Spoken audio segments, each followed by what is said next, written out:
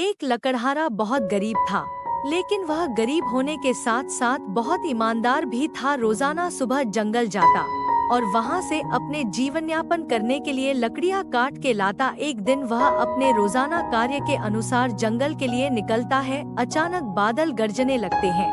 लकड़हारे की पत्नी लकड़हारे से कहती है, सुनिए जी, हमारे घर की छत कमजोर हो गई है, इसे मरम्मत की आवश्यकता है। लेकिन लकड़हारा गरीबी की वजह से अपने घर की मरम्मत नहीं करवा सकता। वह अपने पत्नी से अपनी मजबूरी का दुख व्यक्त नहीं करना चाहता, इसलिए वह बिना कुछ बोले घर से निकल जाता है। लकड़हारा थोड़ी ही दूर पहुंचता है कि अचानक मूसलाधार बारिश होने लगती है। लकड़हारा वापस अपने घर की ओर लौट आता है। वह देखता है कि उसकी पत्नी घर की छत को बांध रही है। चारों तरफ से पानी टपक रहा है। उसे कुछ समझ नहीं आता। वह भागकर अपनी पत्नी की मदद करता है। जल्दी से अपने घर की छत लकड़ी की सहायता से बांध देता है। वह बहुत चिंतित होता है। उसके घर के ऐसे हालात और उसे आर्थिक आवश्यकताओं की पूर्ति के लिए लकड़ी लेने भी जाना है। वह अपनी पत्नी को दिलासा देकर पुनः जंगल के लिए निकल जाता है। बारिश की वजह से लकड़ियां गीली हो चुकी थी। लकड़हारा सूखी लकड़ियों की तलाश में जंगल के अधिक अंदर चला जाता है। लकड़हारा जैसे ही जंगल पहुंचता है, वहां एक आदमी पहले से ही लकड़ियां काट रहा होता है। लकड़हारा यह देखकर आश्चर्यचकित होता है, क्योंकि आज से पहले वह जंगल के इतने अधिक अंदर नहीं आया था। तभी उस आदमी की नजर लकड़हारे पर पड़ती है और वह पूछता है, क्या तुम भी लकड़ियों के लिए आए हो? लकड़हारा उतावलेपन में जवाब देता है, जी हाँ, और जिज्ञासा भरी आवाज से पूछता है, महोदय आप कौन हैं? तभी वह इंसान मुस्कुराते हुए अपने काम में लग जाता है। लकड़हारा भी उसे नजरअंदाज करके अपने काम में लग जाता है। कुछ समय बाद लकड़हारा अपनी लकड़ियों को इकट्ठा करके एक साथ बांध लेता है और पेड़ के नीचे बैठकर आराम करने लगता है। थोड़ी देर के बाद लकड़हारा उस आदमी से औपचारिकता बस कहता है, मेरा काम हो गया, अब मैं निकलता हूँ।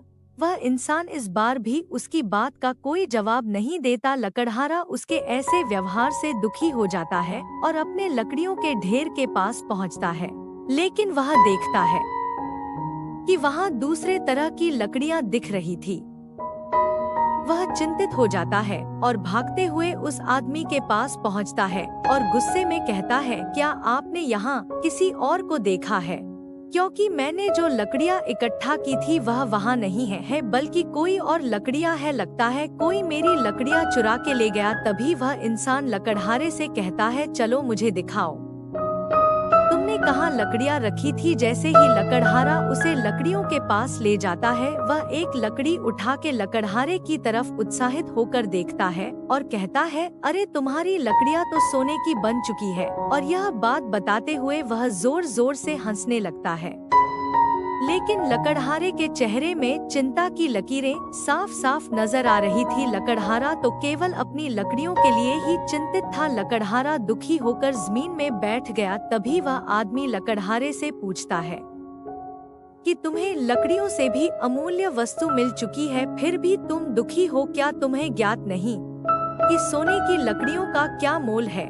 तुम तो इन स्वर्ण लकड़ियों से सारा जंगल खरीद सकते हो, फिर भी तुम तुच्छ सी लकड़ियों के लिए बिलाप कर रहे हो। तभी लकड़हारा भावुक स्वर में कहता है, मैं सिर्फ अपनी मेहनत से प्राप्त की गई वस्तु पर प्रसन्न होता हूँ। यह स्वर्ग लकड़ियाँ मेरे कोई काम की नहीं, मुझे तो अपनी वही लकड़ियाँ चाहिए जो मैंने इकट्ठा की थी। लकड़हारे की यह बात सुनते ही वह इंसान चमत्कारी रूप में दिखाई देने लगते हैं।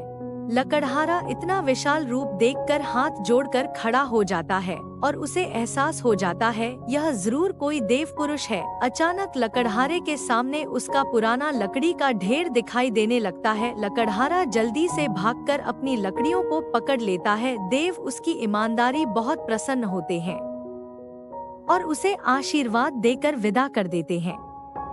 लकड़हारा अपनी लकड़ियां लेकर अपने घर आ जाता है, लेकिन थका हारा जैसे ही वह अपने घर पहुंचता है तो उसकी आंखें चकाचौंध हो जाती है। उसका घर, जिसकी हालत बहुत खराब थी, अब वह किसी महल से कम नहीं लग रहा था। लकड़हारा यह सब देखते ही समझ गया कि यह जरूर उसी देव की महिमा है। लकड़हारे की पत्नी को जब सारी बात पता चली वह खुश